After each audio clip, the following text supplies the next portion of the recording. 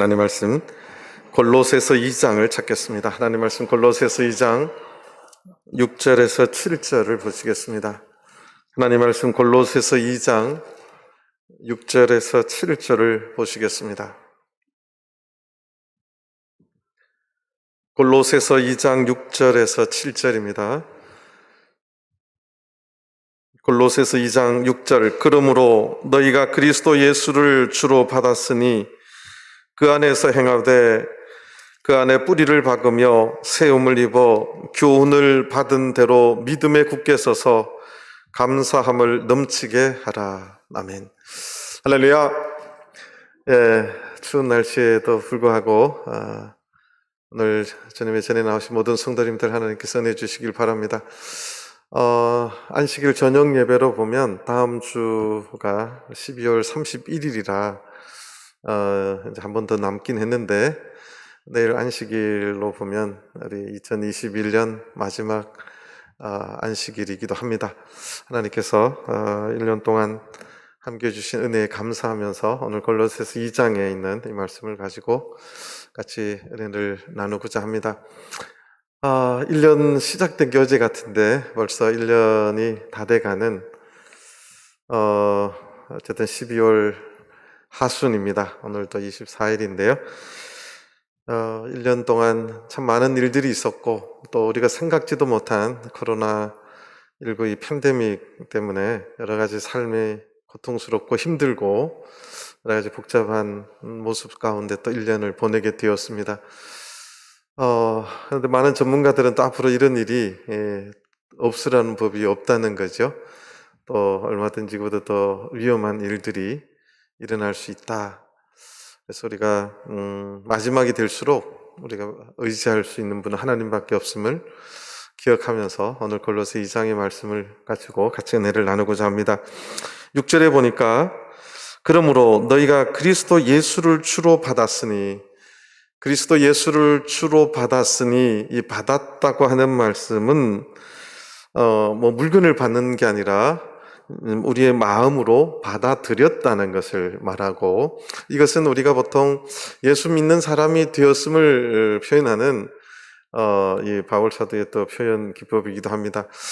예수 그리스도를 주로 받았다고 하는 것은 예수 그리스도를 우리의 구세주, 메시아로, 우리를 구원해 주시는, 십자가에 달려 돌아가심을 통해서 우리를 구원해 주신 구주로 믿기로 했다는 것을 말하고, 또 이 의미는, 또 다른 하나의 의미는 주님의 말씀을 순종하며 살겠다고 하는, 주님의 말씀대로 순종하겠습니다 하는 그것에 대한 또 다른 표현이기도 합니다. 그러니까 너희들이 그리스도 예수를 나의 메시아로 주로 받아들였으니, 그분의 말씀대로 살겠다고 했으니 이제 이렇게 해라. 이것이 이제 골로새 2장 6절에 7절의 말씀입니다.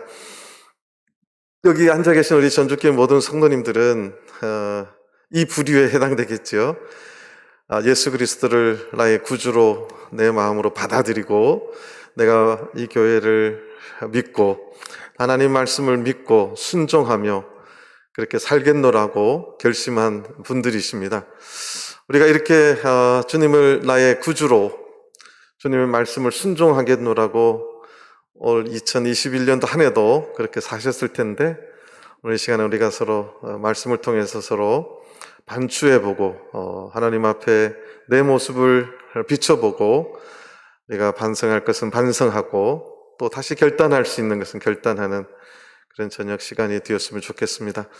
실제로 아직도 이것에 대한 받아들였다고 하는 내적인 결정이 아직도 없는 분이 있으시면 오늘 또 이 자리가 예수 그리스도를 나의 구주로 내가 받아들이는 그런 결단이 먼저 선행되어야 되지 않겠는가, 이렇게 생각을 해봅니다. 그 다음에 성경이 우리들에게 권면하는 것은 이렇게 주님을 믿기로 마음에 받아들였고, 또 예수님의 말씀대로 순종하며 살겠노라고 받아들였다면 적어도 오늘 7절까지 5가지 상황에 대해서 우리가 검토하는 시간이 되어야 될 줄로 생각합니다. 첫 번째는 6절 뒤에 보면 주로 받았으니, 이거는 그렇게 했으니까 이렇게 마땅히 해야 된다. 거기에 줄임말이지요. 받아들였으니 첫 번째, 그 안에서 행해야 돼. 그 안에서 행하되. 그 안에서라고 하니까 마치 어떤 물건 안에서 또는 어떤 테두리 안에서 뭐 이런 의미 같은데요. 요거를 이제 세번역에서는 다 그분 안에서, 그러니까 이 그는 예수 그리스도를 말합니다. 그래서 그분 안에서 행해야 된다.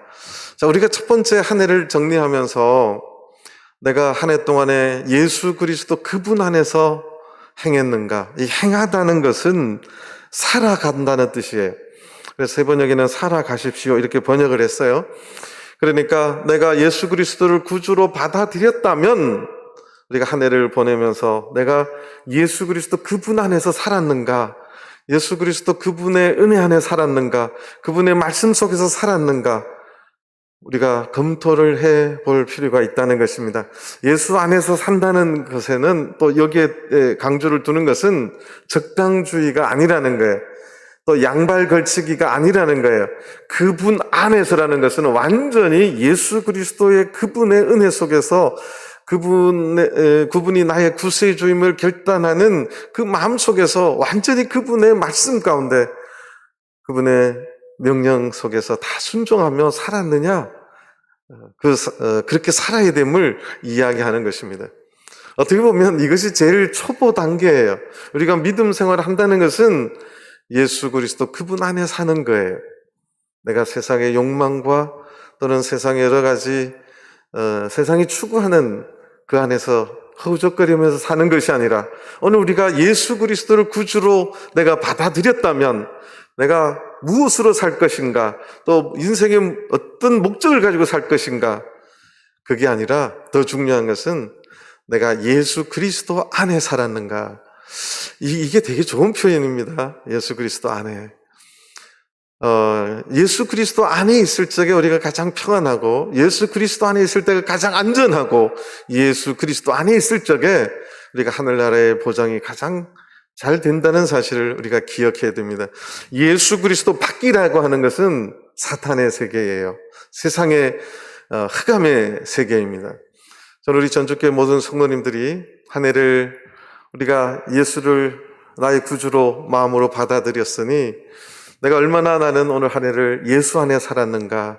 좋은 일이 있을 때도 예수님 안에서 내가 행했고, 슬픈 일이 있을 때도 내가 예수 그리스도 안에서 행했고, 내가 정말 화나고 짜증나는 일이 있어도 예수 그리스도 안에 있었는가, 우리가 반성해 볼 필요가 있습니다. 세상 사람들은 이런 감정의 기복과 이런 것에 세상 방법으로 해결을 하려고 그러지요. 그래서 남자들은 뭐 술을 먹고, 여자들은 또 여러 가지 종종의 방법으로 한다고 제가 들었습니다. 그런데 우리는 어떤 일이 있어도 우리가 예수님을 나의 구주로 받아들였다면 어떤 일이 있어도 우리는 예수 안에 거해야 된다고 생각을 합니다. 사실은 약간 추상적인 개념이긴 한데 우리가 자녀들을 키워보면 자녀들이 어릴 때는 엄마 품에 있으려고 해요. 이것이 이제 요새는 나이가 점점 낮아져서 4살 때부터 시다, 안 해, 뭐 이거부터 배운대요. 지가 얼마나 알아서 이렇게 해라 그러면 시다, 안 해, 뭐 요거부터 배운대요. 이것은 인간이에요. 그 안에 부모님의 그 테두리 안에 있는 것이 싫어지는 거죠. 부모님의 그 안이라고 하는 것이 가장 안전하고 그 어린 애들에게 있어서 적어도 청소년 이상 될 때까지 이 세상에서 가장 안전한 것이 부모님이죠. 근데 그걸 못 깨닫는 거죠. 내 욕망과 내 보는 것에 따라가면 자꾸 다른 것이 보이게 되는 것입니다. 그래서 예수 그리스도 아니라고 하는 것은 굉장히 의미 있는 단어입니다. 그래서 저는 우리 전주교회 모든 성도님들이 이 말씀에 우리가 다시 한번 나를 비춰보고 적어도 내년에는 더욱더 주님 안에 거하고 주님 안에서 사는 저와 여러분들 되길 바랍니다. 그 다음에 두 번째는 그 안에 뿌리를 박으며 이것도 그분 안에 이렇게 번역을 해야 됩니다. 새 번역엔 전부 다 그분 안에 이렇게 되어 있어요. 예수 그리스도 그분 안에 뿌리를 박아야 된다는 거예요. 좀 말이 좀 격하지요? 뿌리를 내려야 된다 이렇게 하라고, 뿌리를 박아야 된다. 어쨌든 요게 이제 뒤에 나오는 새 옷을 입어, 이거하고 이제 연관된 말이에요. 아래로는 우리의 신앙은 굉장히 중요한 것이, 우리가 예수 안에서 산다고 노력을 해도 뿌리가 박히지 않으면, 뿌리가 깊이 내리지 않으면 그 삶이 흔들립니다. 그래서 성경이 굉장히 날카로워요. 예수 안에 산다고 내가 노력할 적에 그 신앙의 뿌리가 밑으로 아래로 내려가지 않으면 쉽게 넘어질 수 있어요. 자빠질 수 있습니다. 그래서 이 뿌리라고 하는 것은, 신앙의 뿌리라고 하는 것은 굉장히 중요한 가치예요. 그래서 30년이 믿어도 신앙의 뿌리가 없으면 흔들흔들해요. 그런데 10년을 믿었는데도 뿌리가 굉장히 깊이 내려가신 분들이 있어요.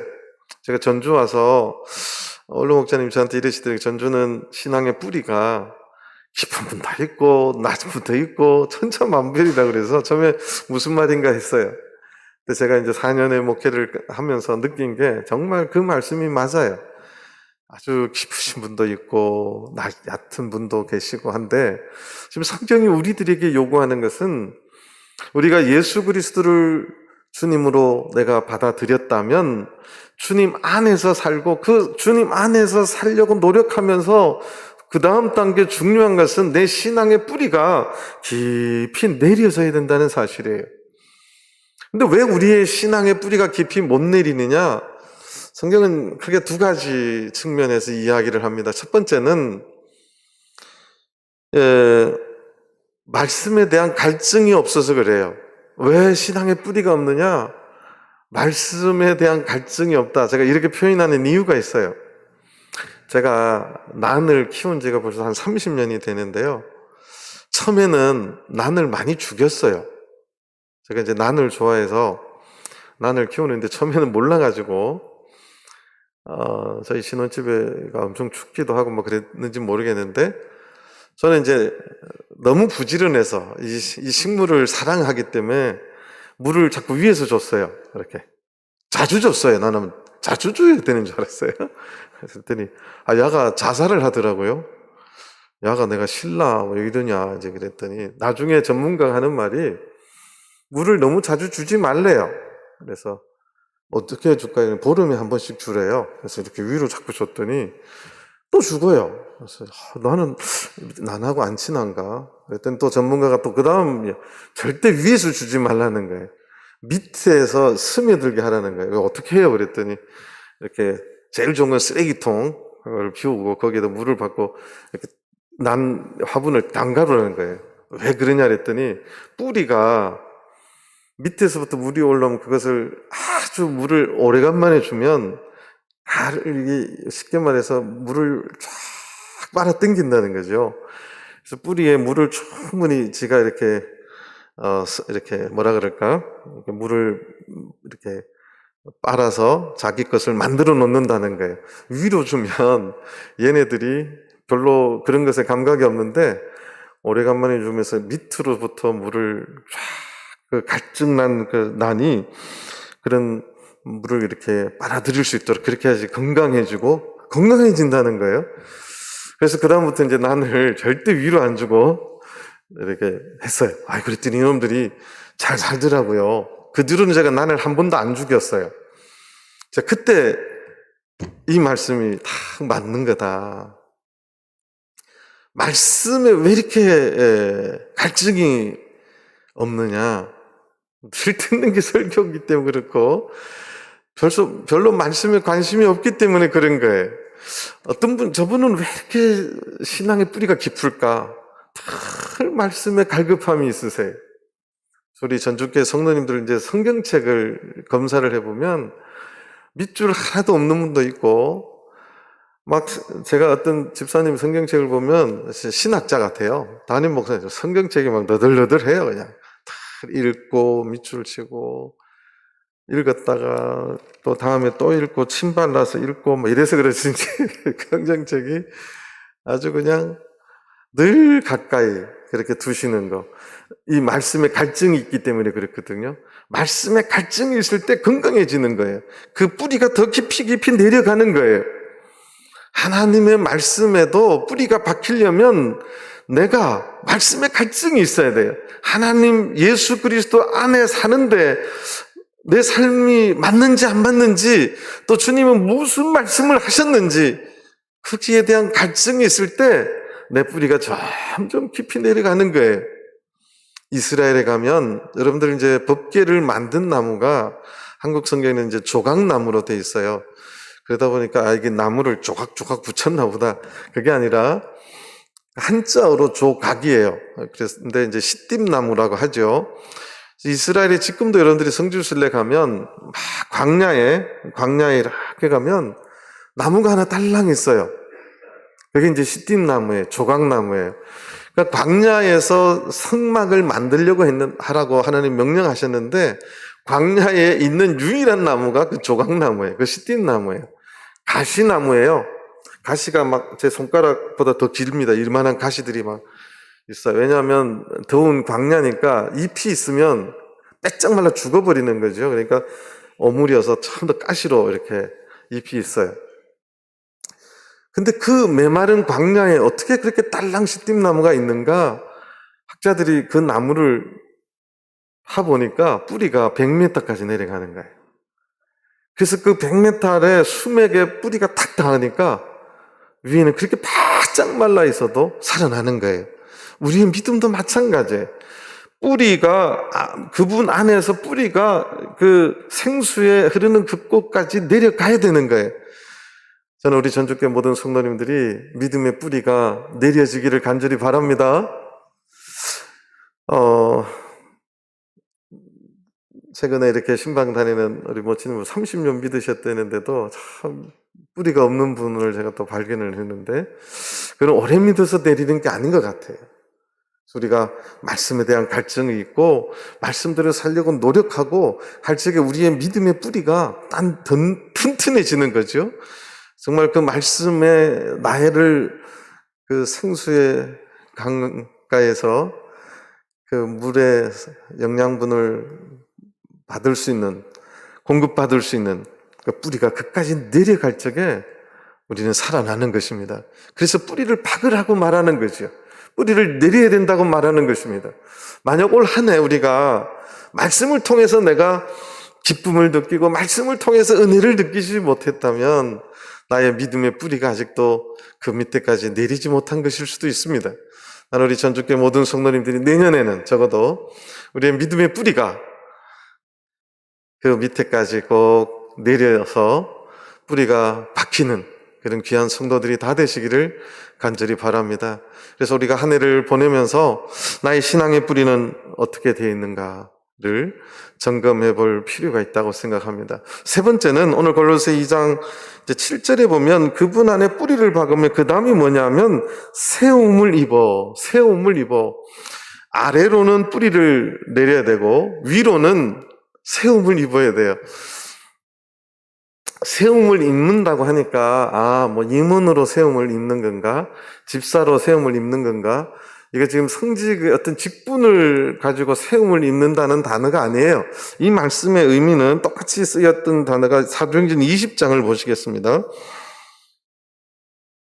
사도행전 20장 32절을 보시겠습니다. 사도행전 20장 32절 지금 내가 너희를 주와 및 그 은혜의 말씀께 부탁하노니 그 말씀이 너희를 능히 든든히 세우사 이거예요. 말씀이 우리를 능히 든든히 세우사 거룩해 하심을 입은 모든 자 가운데 기업이 있게 하시리라. 우리가 말씀을 통해서 우리의 믿음이 아주 든든하게 세워지는 건데, 그 세워지는 정도가 위로는 하늘나라의 기업이 있을 정도로 우리의 믿음이 그렇게 열매 맺어서 성장의 감을 표현하는 거예요. 그러니까 참 성경이 재밌어요. 밑으로는 뿌리가 깊이 박혀져야 되고, 위로는 하늘나라의 기업이 있을 정도로 아주 이렇게 성장해서 열매를 맺히는 그러한 신앙이 있어야 됨을 표현하는 거죠. 다시 돌아오겠습니다. 그러니까 세 번째는 세움을 입어야 되는데, 우리가 하나님의 말씀에 든든하게 서 있어야 된다는 거예요. 이것은 무슨 말이냐면, 첫 번째가 이제 예수 그리스도 안에서 살아가야 되고요. 두 번째가 오늘 앞에 방금 말한 것처럼 아래로는 말씀의 뿌리가 깊이 내려질 뿐만 아니라, 이거는 좀 보이지 않는 것일 수도 있어요, 뿌리는. 근데 이 뿌리가 사실은 뿌리가 약한데 위가 든든히 서질 수 있을까요? 제가 서울에서 모교에 있을 적에 교회 앞에 나무가 팍 쓰러졌어요. 태풍이 부니까. 그래가지고 막 난리가 났어요. 막 뭐 어디서 119에서도 오고 막 난리가 났어요. 근데 제가 깜짝 놀란 게, 태풍 부르는데 그 나무가 팍 쓰러졌는데 뿌리를 보니까 뿌리가 없어요. 쉽게 말해서 어디서 이제 갖다 심어놨는데 뿌리가 이제 살리려고 이렇게 한번 많이 파야 되잖아요. 막 그 보도블록 다 드러내고 파야 이제 뿌리가 이제 깊이 이렇게 뻗어서 이렇게 할 텐데, 딸랑고 구멍 정도의 뿌리를 탁 잘라갖고 이렇게 톡 심어놓은 거예요. 그러니까 태풍 불에 그게 팍 이렇게 자빠진 거죠. 제가 그걸 보면서, 이거를 나무를 살리려면 뿌리가 제대로 박히게 해야 되는 것이구나. 그러니까 이게 이제 단계가 맞는 거예요. 뿌리가 없으면 열매 맺을 수 있을까요? 나무의 건강은 어디에 달려 있어요? 나무의 건강은 열매에 있나요? 뿌리가 깊이 내려져야 위로 열매도 맺히고 든든하게 세워지는 거예요. 그래서 이 뿌리를 박는다는 것은 보이지 않는 신앙의 모습이라면, 세움을 입는다는 것은 겉으로 보기에도 그분이 인생의 환난을 겪고 곤고를 당하고 여러 가지 핍박을 당해도 그것을 꿋꿋하게 이겨내는 모습, 그것이 위로 든든하게 세움을 입어진다는 거죠. 열매 맺는 모습이라는 거예요. 그러니까 이것이 이제 세 번째 단계입니다. 하늘나라 기업을 얻을 정도로, 누가 봐도 저분은 정말 하늘나라를 그냥 저분 안 가면 아무도 못 갈다 할 정도로 열매가 가득한 든든하게 세움을 입는 그 모습이 바로 이 7절의 두 번째나 이제 5개 중에 세 번째 세움을 입어 이 뜻이에요.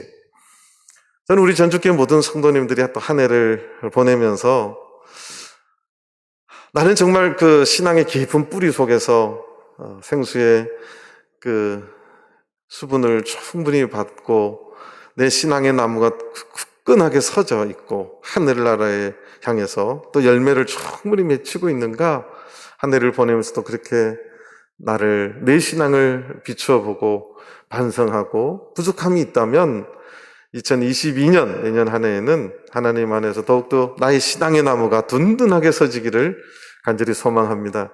그래서 우리의 부족했던 열매가 있었다면 열매를 더욱더 주렁주렁 맺는, 주님께서 기뻐하시는 많은 신앙의 열매가 맺히는 그러한 우리 성도님들 되었으면 좋겠습니다. 네 번째는 여기서 제가 이제 한 가지를 조금 빼먹었는데요. 이거 말씀을 좀 드리도록 하겠습니다. 시간이 좀 나서 우리 히브리서 12장을 잠깐 보겠습니다. 히브리서 12장 15절입니다.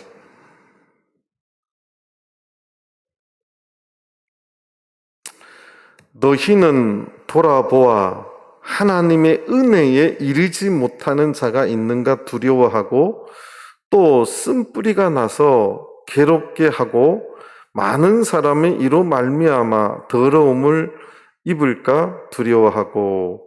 쓴뿌리, 성경에서 뿌리가 박히고 열매가 맺히는 이것에 반대적인 개념이 또 하나 있는데, 그것이 쓴뿌리예요. 쓴뿌리에 대한 것은 결국 이제 사탄에까지 우리가 연결을 할 수 있는 건데, 우리 교회 안에 사탄이 보이는 육신의 눈으로 보이지는 않습니다. 그럼 그 쓴뿌리의 역할을 또 누가 하냐면 사람들이 하는 거예요. 그 쓴뿌리의 역할을 내가 할 수도 있는 것입니다. 그래서 이 쓴뿌리라고 하는 것은 교회 공동체 안에도 쓴뿌리가 있고 내 믿음의 뿌리 안에도 쓴뿌리가 있어요. 이게 굉장히 이중적이지요. 내 안에, 그래서 에베소서에는 내 안에 있는 이 원어에 보면 이 쓴뿌리가 내 속에 있는 그 악을 말해요. 남을 미워하고 이런 것들을 똑같은 원어로 썼어요. 거기에 대한 해당되는 악에 대해서. 그러니까 오늘날 우리가 내 안에서 신앙생활하는 우리가 감정 조절을 못하고 오늘날 교회 생활하면서 집에서 기분 나쁜 걸 교회 와서 푸는 분들이 있죠. 또 성도들 간에 이간질하고 여기서 했던 말 저기서 하고 저기서 했던 말 여기에서 서로 분란 만들고 이런 것들은 교회 공동체 안에서의 쓴뿌리들이에요.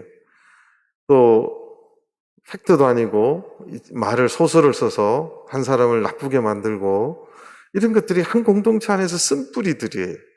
서로 비방하고 충분히 대화해보지도 않고 남을 함부로 판단하고 이런 것들, 당을 짓고 이런 모든 것들이 교회 공동체 안에서 하나의 쓴뿌리입니다. 뿐만 아니라 내 안에도 쓴뿌리가 있을 수 있어요. 내 안에도. 그것이 이제 상처일 수도 있고 어떤 믿음의 트라우마로서 작용할 수도 있는 어떤 마음의 어떤 핸디캡일 수도 있고 또 내 안에 여러 가지 욕망이 나의 쓴뿌리가 될 수도 있고 남에 대한 어떤 미움이 나의 쓴뿌리가 될 수도 있고 어떤 말을 해도 그 사람이 싫은 거죠.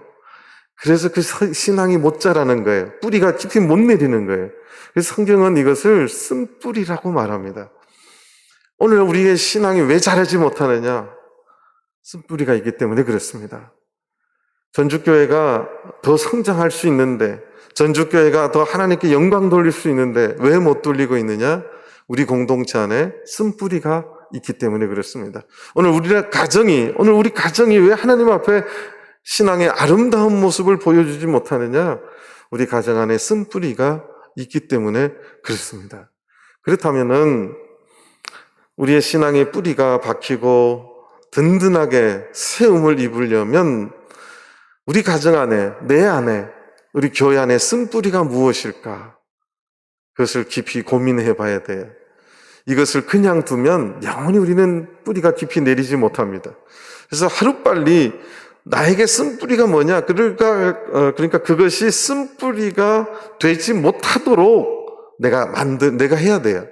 그게 무슨 말이냐면 쓴뿌리가 있다면 빨리 잘라놔야 되겠죠. 그 쓴뿌리에 내가 전혀 영향을 안 받아야 돼요. 근데 이게 쓴뿌리는요, 영향력과 파급력이 참 급속하게 전파되거나 또 이것이 사람의 귀에 들어가면 달콤합니다. 그래서 쓴뿌리는 교회 공동체 안에서 말 그대로 쓴뿌리예요. 에베소는 이걸 악이라고 말합니다. 악이라고 하는 단어는 또 사탄의 이 괴계예요. 사단이 그렇게 지금 우리 공동체 안에 쓴뿌리를 집어넣고 쓴뿌리 작용을 하게 한다는 것이죠. 그래서 만약 우리가 이 말씀을 다시 한번 묵상하면서 내 안에 쓴뿌리가 있는가? 우리 가정 안에 쓴뿌리가 있는가? 우리 교회 공동체 안에, 우리 신도회 안에 쓴뿌리가 있는가? 만약 내가 혹시 그 쓴뿌리에 해당되는 일을 했는가를 깊이 생각해 봐야 됩니다. 그렇지 않으면 절대 우리가 믿음의 깊은 뿌리를 내릴 수가 없어요. 우리 교회 공동체가 하나님께 영광 돌리고 아주 튼튼하게 세워지고 열매를 풍성하게 맺을 수가 없다는 사실입니다. 그것을 가장 방해하는 것이 성경적인 용어가 쓴뿌리예요. 그래서 우리가 이제 한 해를 정리하면서 우리가 예수 그리스도를 구주로 내가 받아들였다면 적어도 우리가 쓴뿌리에 대한 특별한 경계심을 가져야 됩니다. 아무리 말씀드려도 고쳐지지 않은 분이 있다면 그것도 쓴뿌리예요. 하나님 말씀을 이렇게 비춰봐서 내가 참 잘못된 것이 있다면 빨리 고쳐이고 바꿔야 돼요. 거기에 대한 결단이 있어야 됩니다. 그렇지 않으면 절대 이 쓴뿌리를 뽑아낼 수가 없어요. 이 쓴뿌리는 굉장히 독한 겁니다. 제거가 잘 안 되는 거예요. 제가 이제 나이가 들면 저도 농사를 좀 배워보고 싶은데, 농사하신 분들한테 이제 자문을 자꾸 구해보면 겁을 많이 줘요. 무슨 겁을 주냐? 목사님, 열풍도 많어. 5평만 해봐. 여름에 자고 나면 풀이 자고 나면 좋은 거는 잘 안 자라는데, 하여튼 필요 없는 잡초는 왜 이렇게 잘 자라는지 모른다는 거예요. 이게 쓴뿌리의 모습이에요. 우리의 신앙의 아름다운 것을 키우려면 참 힘들어요. 잘 가꿔야 되고, 기도해야 되고, 하나님 말씀대로 살아야 돼요. 근데 잡초는, 쓴뿌리는 내가 잘라내지 아니하고 결단하지 않으면 내 마음속에 풍성하게 자라는 게 뭐예요? 쓴뿌리들이에요. 그래서 저는 우리 전주교회가 2022년 한 해에는 정말 쓴뿌리 없는 그런 튼튼한 믿음의 뿌리가 박히고 위로는 튼튼하게 세워져서 열매를 많이 맺히는 그런 성도님들 또 가정, 교회가 되기를 간절히 바랍니다.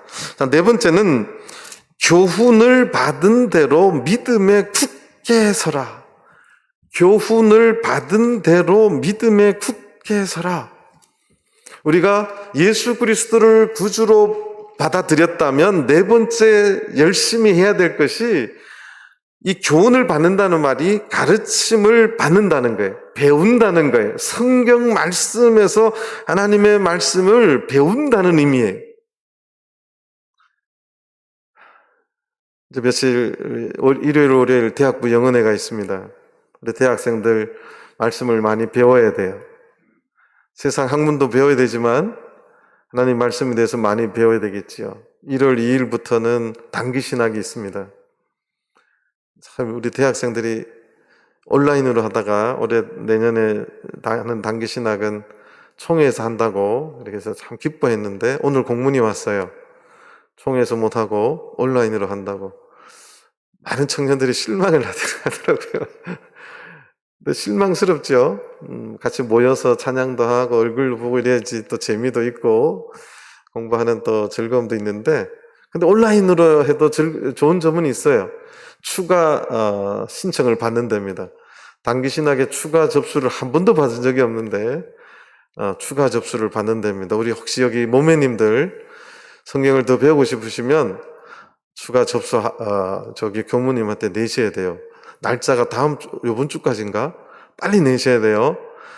하나님 말씀을 배우려면 얼마나 좋아요. 총회에서 방송으로 다 강의해주고 하시니까 집에서 이렇게 핸드폰으로 보셔도 되고, 혹시 탭이 있으면 탭으로 배우셔도 됩니다. 교재는 미리 신청하신 분은 책으로 주고 늦게 하신 분은 파일로 주는데, 혹시 연세 드신 분이 있으면 젊은이들 책을 제가 뺏어서 드리고 젊은이들은 파일로 보도록 그렇게 하겠습니다. 또 온라인을 하니까 그런 좋은 점들도 있지요. 어르신들 중에 단기신학을 하고 싶으신 분은 꼭 신청하세요. 예. 신청이 좀 많이 들어왔으면 좋겠어요. 우리가 예수 그리스도를 구주로 내가 받아들였다면 항상 우리가 해야 될 일이 있다면 그것은 하나님 말씀을 배우는 거예요. 우리 조상들이 참 지혜가 있어요. 배우면은 끝이 있다고요, 없다고요? 끝이 있어요? 제가 하나님 말씀을 지금까지 배우는데 끝이 없어요. 하나님 말씀이 쉽게 생각하면 쉽다고 보여주시면 저는 절대 쉽지 않더라고요. 어려워요. 늘 공부해야 돼요. 또 잊어버려요. 사람이 망각의 동물이라 내가 신학생 때 이거 분명히 배웠을 텐데 기억이 안 날 때도 있어요. 다시 공부하고 그러면 거기에서 느껴지는 희열과 기쁨은 이루 말할 수가 없어요. 정말 성경 공부하는 자체가 저는 천국이에요. 너무너무 재밌어요. 그래서 교훈을 받은 하나님의 말씀을, 성경을 배우는 대로 그것이 우리의 믿음 속에 굳게 서야 되는 거예요. 이게 의미 있는 말입니다. 사실 목회자들이 제일 힘들어하는 게요, 성경을 많이 안다고 하는데 삶은 전혀 그렇게 안 살아요. 그래서 신방을 가서 이렇게 권면하면, 목사님 제가 다 알아요. 근데 안 사람의 말을 들어보면 그렇게 안 살아요. 그게 문제라고 해도 다 안다니까요. 아는 거와 삶은 달라요. 그래서 여기 말한 것처럼 교훈을 받은 대로, 이거 그대로가 아닌데, 여기서 말하는 것은 받은 거와 똑같이, 그 말이에요. 뭐 하라고요? 믿음에 굳게 서라는 거예요. 그러니까 배운 대로 어떻게 하라는 거예요? 살아라는 거죠. 그러니까 하나님 말씀을 많이 알고 배워야 되지만, 그만큼 네 번째는 우리의 삶이 그렇게 살아져야 된다는 거예요. 저는 그래서 이번에 단기신학에 또 기대를 겁니다. 우리 전주교회 대학부 청년들 단기신학을 하고 나면 막 교회에서 더 봉사하고 더 섬기고 더 기도하고 또 더 열심히 후배들, 아동부, 학생부를 잘 돌봐주고 믿음으로 케어하고 그런 청년들 되길 바랍니다. 예. 대답이 좀 시원찮네요. 그러니까 믿은 대로 굳게 서야 된다. 이 굳게 서야 된다는 헬라어는 확고하게 한다는 거예요. 이 정도는, 이 정도의 믿음의 정도는 세상에 어떠한 일이 있어도 그 믿음을 흔들 수 없는 믿음의 경지를 말하는 거예요. 내가 끊임없이 배우고 끊임없이 성경을 배운 대로 믿음의 가장 확실한 경지까지 서야 된다. 이것이 네 번째 성경이 우리들에게 권면하는 말씀입니다. 다섯 번째가 오늘 또 제목이기도 한데, 다섯 번째가 감사함을 넘치게 하라. 다섯 번째가 감사할 줄 아는 성도예요. 제일 쉬운 게 제일 뒤에 같지요. 그런데 이 감사할 줄 아는 게 가장 영적인 최고의 영성의 경지에서 나오는 신앙의 고백이에요. 다시 말씀드릴게요. 내가 진정으로 어떤 상황에서도 하나님 앞에 감사할 줄 아는 경지가 되면 제가 볼 때는 신앙의 최고의 경지에 쓸 때 고백할 수 있는 경지라는 거예요. 채워줘도 감사를 모르는 시대가 지금의 시대라는 거예요. 채워줘도 감사할 줄 모르는 시대. 제가 참 어릴 때 저희 어머님한테 맨날 듣는 잔소리가 뭐냐면, 범사에 감사여. 이제 그렇게 듣지 않고 이제 경상도 사투리로 들었죠. 범사에 감사 좀 해라, 막 이러시는데, 이제 안식일 날 국수를 삶으면 저희 어머님이 이제 그거를 그냥 국수 남은 거를 이제 남겨놓으세요. 그러면 이제 나는 좀 버렸으면 좋겠는데, 저녁이 되면 그게 이제 푸딩이 돼요. 국수인지 밀가루 풀인지 이렇게 흔들면 이렇게 되는, 그게 돼요. 그럼 저희 어머님 꼭 저녁에 이제 그걸 주세요. 그러면 어머니, 이거 이제 안 먹으면 안 돼요. 이러면, 이것도 목 묻는 사람도 있어. 감사요.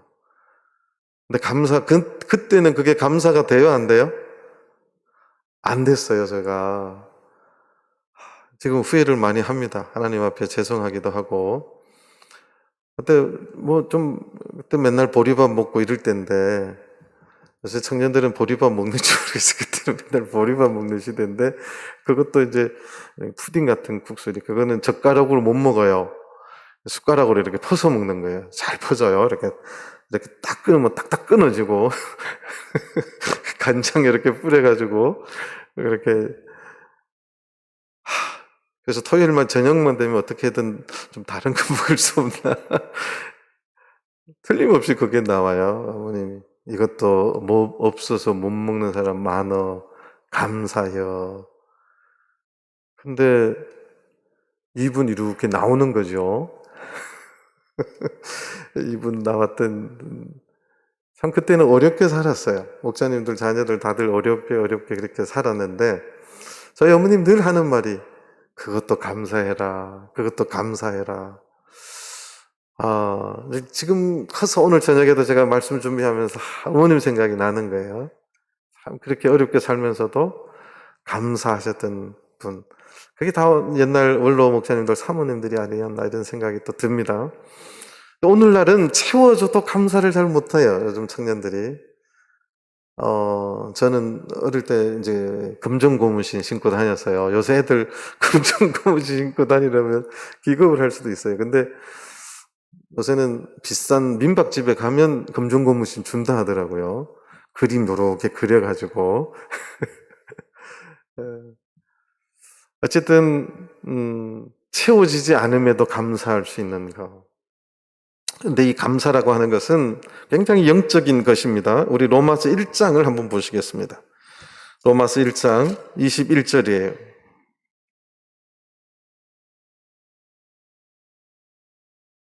로마서 1장 21절. 하나님을 알되, 하나님을 아는 거예요. 하나님을 알되 하나님으로 영화롭게도 아니하며 감사치도 아니하고 오히려 그 생각이 허망하여지며 미련한 마음이 어두워졌나니. 오늘날 이 시대가 그러는 기독교인들이 많아요.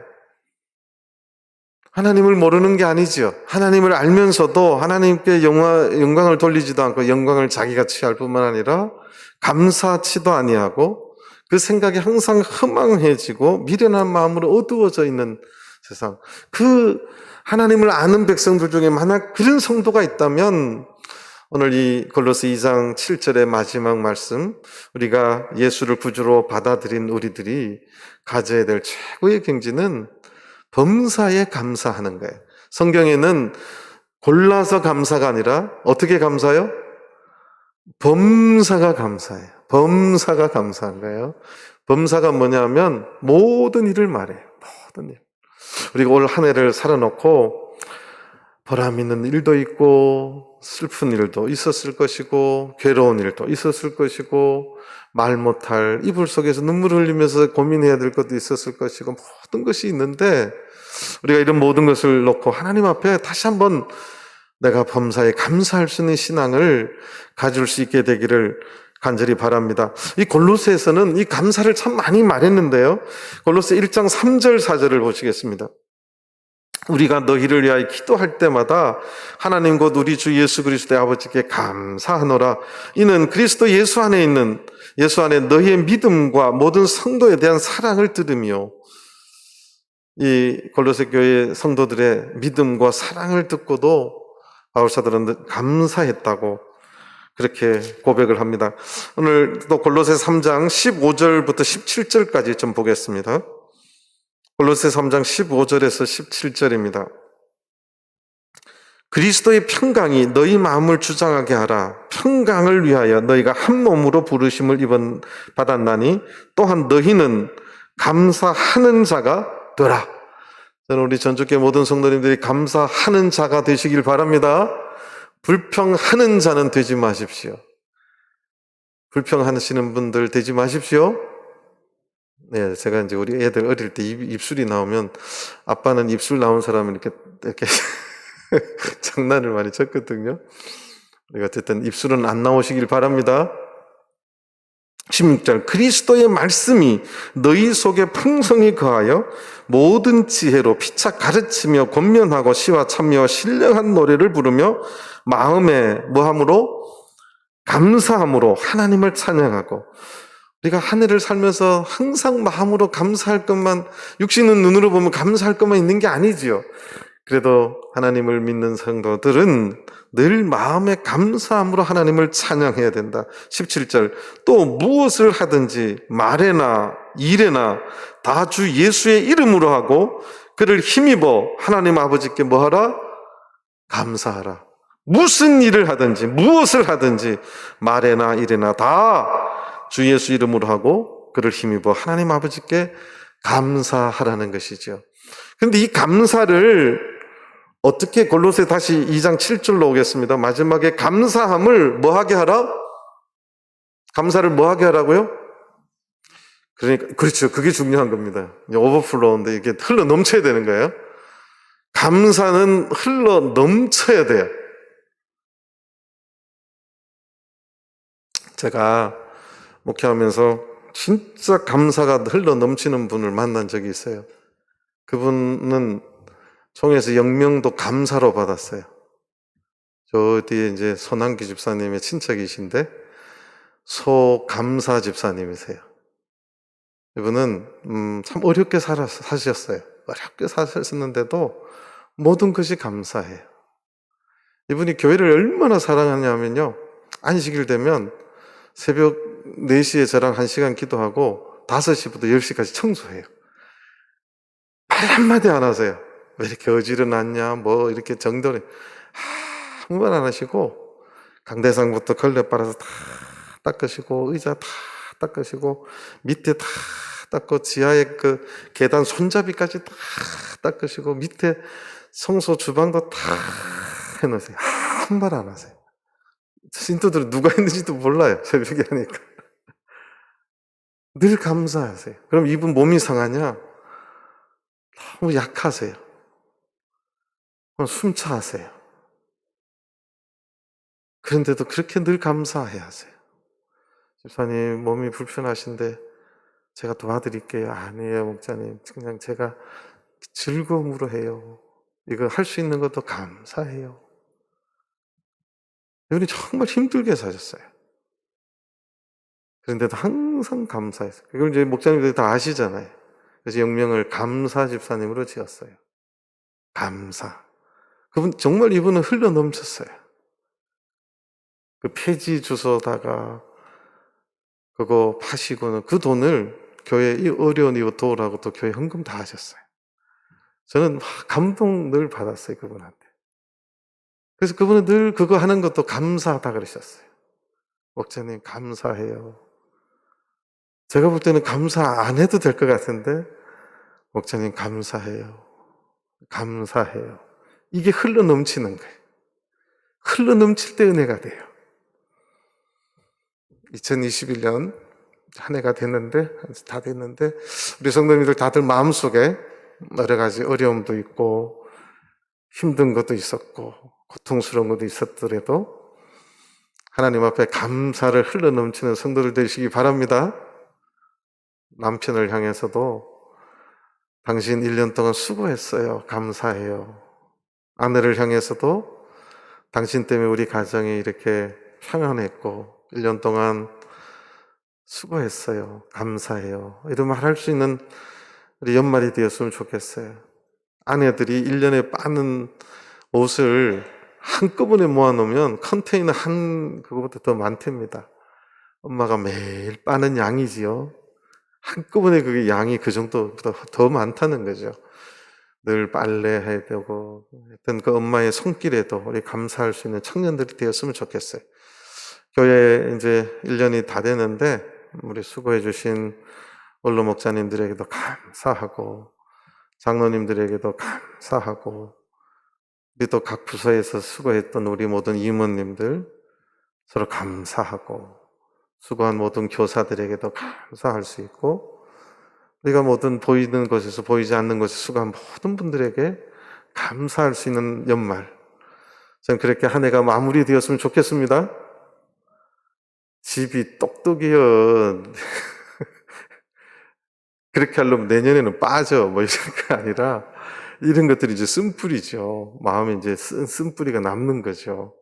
남을 비방하거나 남을 비판하거나 이것이 아니라 서로서로 격려해주고 세워주는, 그래서 내년에는 더 성도들 간에 쓴뿌리가 없는 아름다운 교회, 또 아름다운 가정, 또 아름다운 성도들이 되어서 우리가 믿음 안에서 더 세워지고 또 열매를 더 맺히는 우리 전주교회가 되기를 간절히 소망합니다. 다 같이 묵도하시겠습니다.